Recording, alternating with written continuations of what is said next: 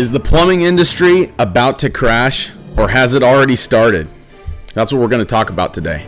Hey everyone, I'm Morgan, the American plumber, and I have a small plumbing business located on the West Coast. Now, everybody has this conception that plumbing is kind of a recession-proof industry. It's one of those trades that's always going to be there because people need to flush their toilets. Everyone needs a plumber. Well, this is true, but it's not recession-proof. And unfortunately, even we feel the consequences when the economy starts to slow down. And I believe we are starting to feel some of that right now. So let's get into it. What are the reasons that things are starting to slow down? And if you've noticed it in your area, please let me know. Maybe not every state is the same, but here on the West Coast, and we're in some of these more liberal states, I don't know if that plays into it, but we are starting to feel the slowdown.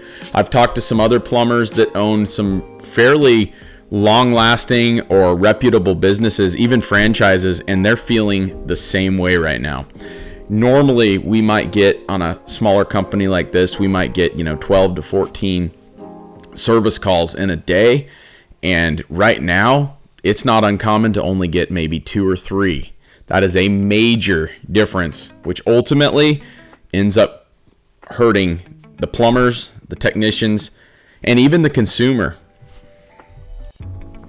So the first thing that I think is causing part of this problem is just the U.S. debt in general. As a business owner, when you run a business, debt can be a good or a bad thing. You can get a loan on a new service van, and your payments on that might be $800, $900 a month. But if that van's bringing you in $20,000 a month, well, then that debt's not actually a bad thing because you're actually making money with that debt. The country is kind of the same way. So the U.S. at certain points in history has, through it's taxpayers, taxes, and imports and tariffs and whatnot. It's basically made, and I'm not an expert on this, but it's like a business. It's made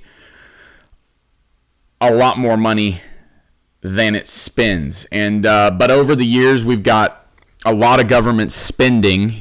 We've also got excessive government debt in the trillions and tens of trillions of dollars range. I think it's over 40 some trillion, and I want to say every 4 months there's a new $1 trillion in debt created in the US. And at this point, I think the ratio is over like 110%, meaning that whatever the country makes, we spend more in debt than we make. So it would be like if I were to buy that van and have an $800 or $900 a month. Maybe that's not a good example. Let's say I have a $20,000 credit card bill every month, but if I'm making $40,000 in profit at the end of the month and the only bill I have left is the credit card bill for $20,000, well, I still ahead $20,000. We're making money. But if I had a credit card bill that was $20,000 and after everything's said and done, I'm only making $10,000, once I pay that credit card, I'm negative $10,000. And I'm obviously going to go out of business pretty quickly if that's how things continue to go.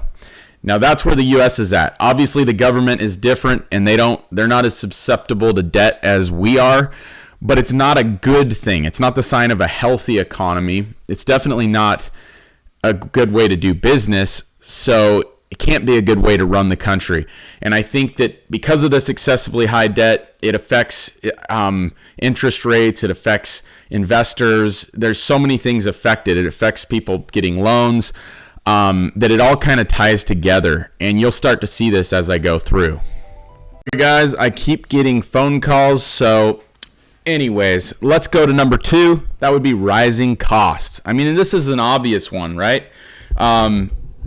Everybody knows that what it costs to go get a pizza a few years ago versus now is a lot different. I think just yesterday we had a big job and I had the guys get a pizza at work because they were working hard. So they got 1 large pizza, small order of spuds, and 3 soft drinks.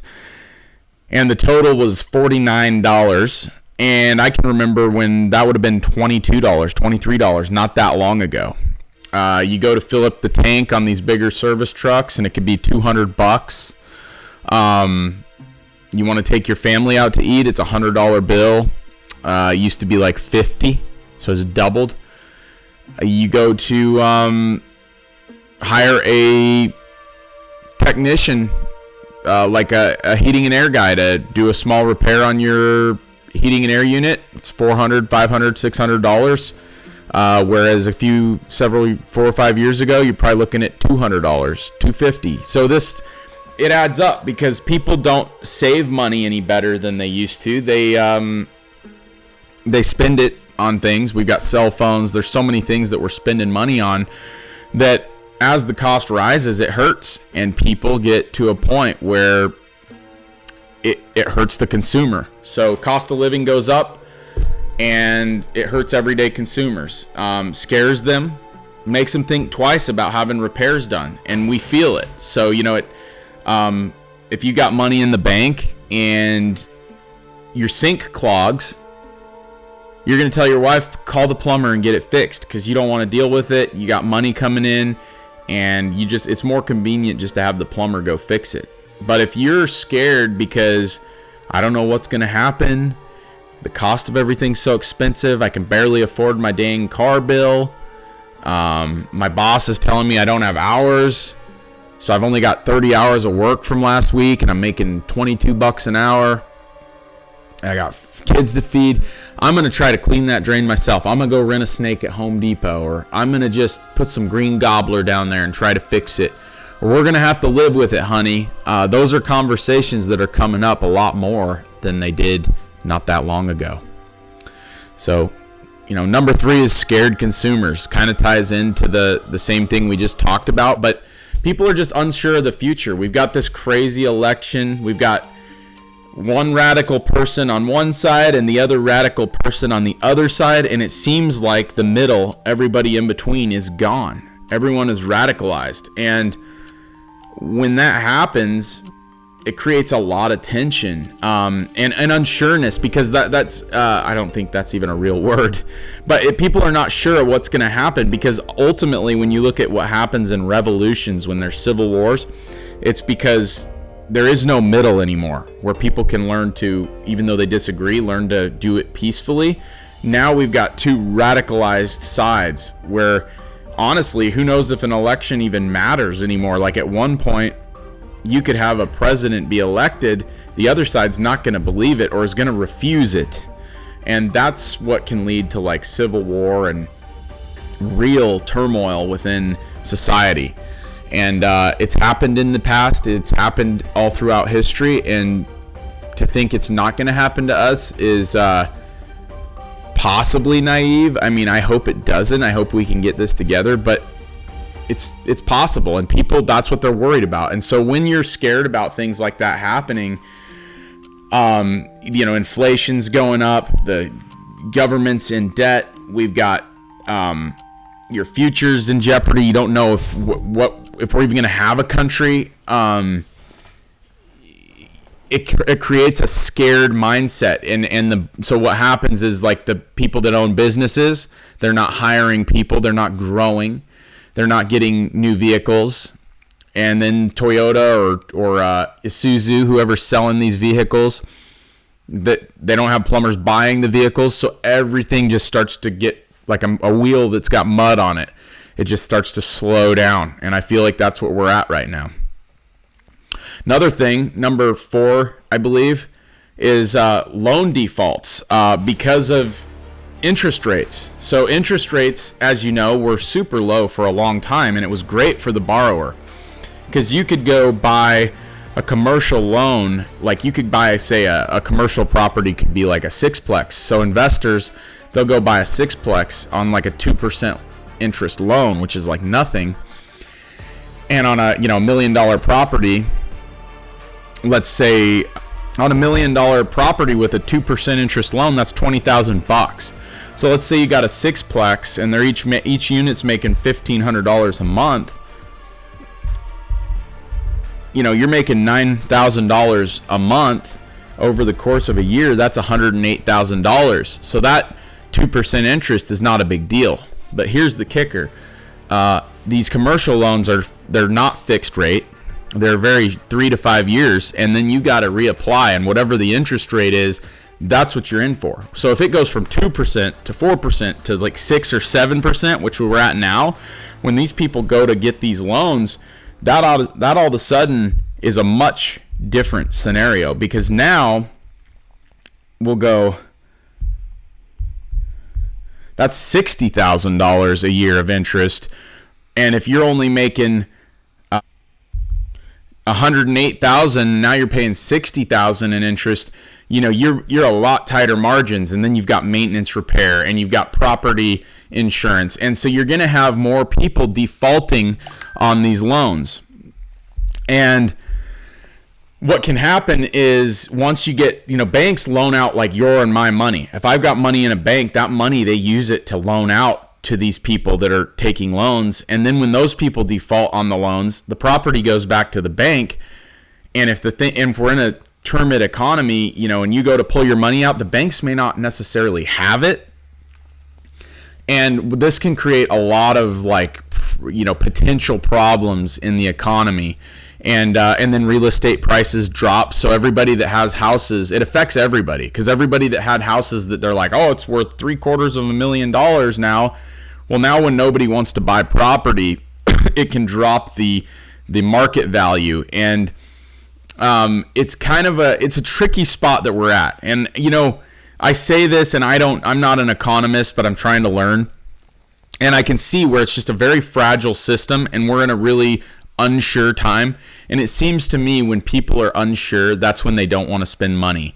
And when people don't want to spend money, it just slows everything down, and it kind of sucks, to be frank. Because as a business owner, we want to keep growing, we want to make money, and we don't want to have to worry about it.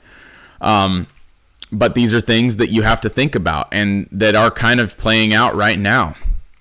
So who knows what's going to happen, but the way I see it, it could go badly, and I hope I'm wrong. But if I'm not, it does affect the plumbing business. We've got higher unemployment now; it's rising, and again, it all ties into what I just talked about. If I'm not buying new vans, I don't need new employees, and if I have customers that aren't needing plumbers, I've got several guys sitting around that have nowhere to go, and the weakest link gets cut. So, if we got 3, 4, 5 weeks where somebody's sitting at home not bringing in any money, well, I'm going to bring that van home and take the insurance off of it, which affects them, the insurance companies. And you can see where it's just this whole, they call it trickle-down economics for a reason, because everything ties together. We're so intertwined. And what also happens is more competition. This is probably one of the most overlooked things as a plumber. More competition. When things are busy, most plumbers, they don't want to do service, and they don't want to do drains. New construction plumbers literally call us turd wranglers, and I don't touch drains. I don't do that. Well, they don't until the economy slows down. So what'll happen is, these guys that haven't touched service in years, they're sitting around, and their wife's looking at them like, get a life, buddy. And they're sitting around, and then someone calls with a drain cleaning. I'm going to pause this and restart so it doesn't lag. That somebody calls with a drain cleaning, and all of a sudden they're excited to do it. Well, I'll learn how to clean drains. So then service plumbers are feeling it, because all these plumbers that didn't want to do drain cleaning are now doing it and taking from the work pool, because there's just less work. So yes, it affects you as a plumber. You definitely notice a slowdown, and yes, the plumbing industry can crash. Try to be diversified. Try to get commercial service accounts. Try to maybe even put on a home warranty. I hate them, but you might have to. We might have to if things keep going this way. We may have to expand our service area. This stuff's all been done before. I'm a third-generation plumber, and my folks have traveled multiple counties over to stay working. So it's going to be a kind of survival of the fittest game if it gets this way, and you're just going to have to be hungry for it if you want to keep working. So it's I would say competition rises, and we all get stuck feeling it. And not to mention, in the backgrounds, we've got world tensions. We've basically got a war with Russia going on that we're funding, which is an actual shooting war. And then with China, we do have a war with China, but it's just not a shooting war. You know, we've got a trade war, we've got a geopolitical war.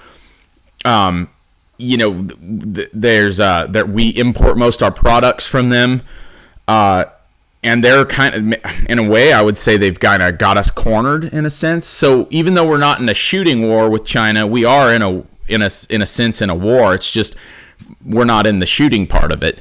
But you bet your butt that we are definitely competing with them in a what I would call a war. It's just not a shooting one that we all picture. These things have happened before. Look through history. We had the Great Depression. We've had many recessions. Many people have lost their fortunes, and the U.S. is a young country. You know, a few hundred years, 200 years. It's not that old. So things can get wild and western real quick out there, folks. So if you're a plumber, I'd love to hear how you're doing. I think that we are definitely going through a slowdown. The crash was more for the title. I don't think the plumbing industry is going to crash completely, but I do think there's going to be some interesting times ahead, and I hope I'm wrong. So I'd love to hear your comments down below and what your thoughts are on what I just spoke about. And we'll see you guys on the next one. Please don't forget to subscribe. I want plumbers, tradesmen to come on board, and I want us to create a community here where we can discuss how to grow, how to survive, and how to do it the right way. We'll see you on the next one. Bye, guys.